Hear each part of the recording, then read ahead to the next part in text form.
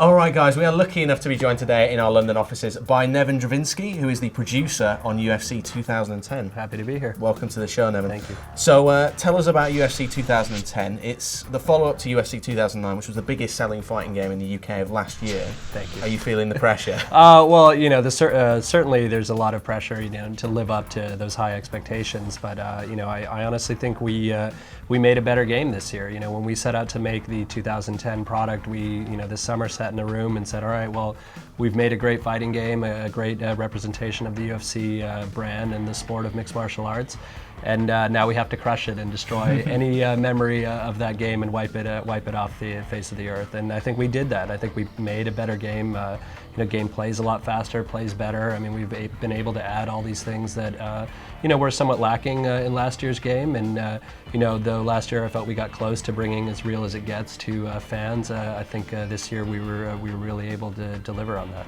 Now, I've seen the videos of the progression between UFC 2009, which was the first UFC game, to this year. In terms of just pure visuals, it looks a lot better. Well, thank you. Yeah, I mean, a lot of polish went into the game this year. You know, we were able to add, I mean, just from a visual perspective, a lot more work went into the shaders, dynamic lighting.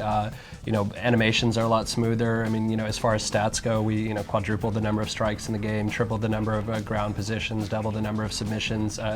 So literally, we went down and looked at everything that went into last year's game and saw, what was working and what wasn't. And we're very passionate. Our team's very competitive people. I mean, not certainly within the company, within the industry, and we're really big on this brand and this sport. So I think we're probably our own worst critics, and nothing's quite ever good enough for us, and I think that sort of carries its way over into the game. Coming up next, it's a welterweight matchup. All right, so tell us about some of the new features. Well, I mean, visually, from a visual perspective, the newest, obviously, I think the coolest thing is this aspect of sways and leans. You can see here I hold on the upper right stick and then flick on the left stick, upper right RB, and then flick on the left stick, and I'm able to do these dodges and weaves, and as you're punching me, I can counter off of those sways and leans. To my advantage here. One of the improved aspects of the game this year is this concept of sub positions. Here you can see I can posture up on the ground, and I'm able to get into what we call, this sub position, where now I can push away from you and then unload, and it gives me the opportunity to end the fight from any position in the game. This is something save the day. I mean, these are all aspects that are kind of new to this year. I mean, we've improved the injuries, as you can see here, but that sub position aspect allows us to kind of have different attacks from different positions. Here you can posture up and really rain down and end a fight from multiple positions. A really cool kind of aspect to the game this year. You can also have multiple submissions from each sub position. So if you posture up in a position, you can change your submission. It allows us to have more variety in the game as well. What you're seeing here is our clinch game, and we've actually been able to apply those ground game transitions, those quarter circle and greater than quarter circle turns, to the clinch game as well. So you're not having to relearn, a new position or a new control scheme in these positions. You're able to just utilize the dynamic that you're comfortable with or that you've already learned on the ground in the clinch as well.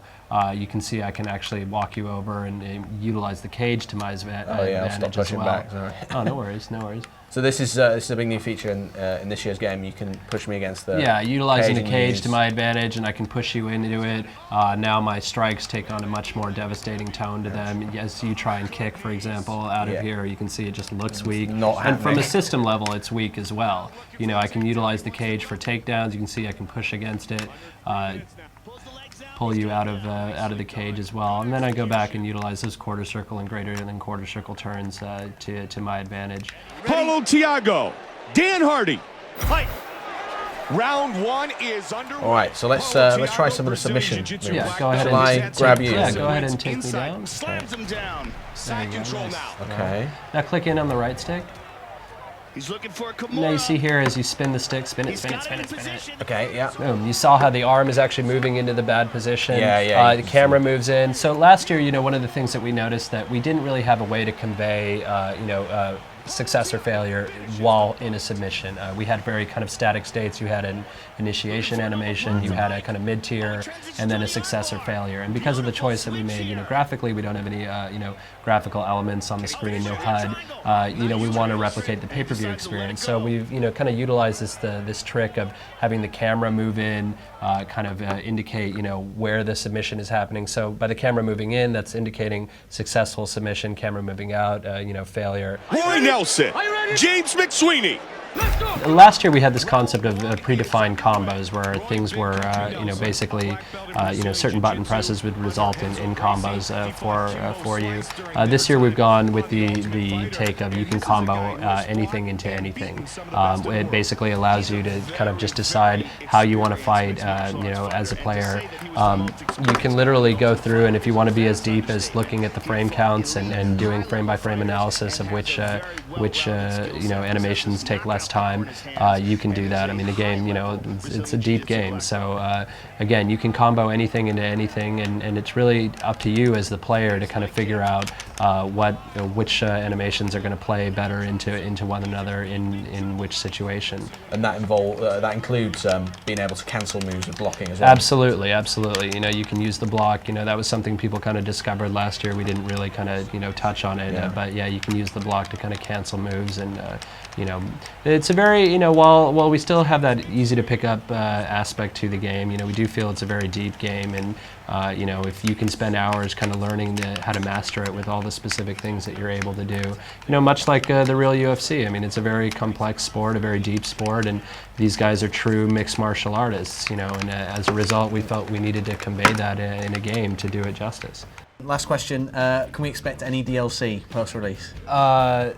I can neither confirm nor deny the DLC that will or will not happen post-release, best I can say is stay tuned. Okay, great stuff. The game is out on PlayStation 3, Xbox 360. What dates? May 28th in the UK, and the PSP will be coming out later in the fall. All right, great stuff. Neven, thanks so much for coming in My and showing pleasure off for the game. being here. And we'll look out for it in store soon. Wonderful. Thank you.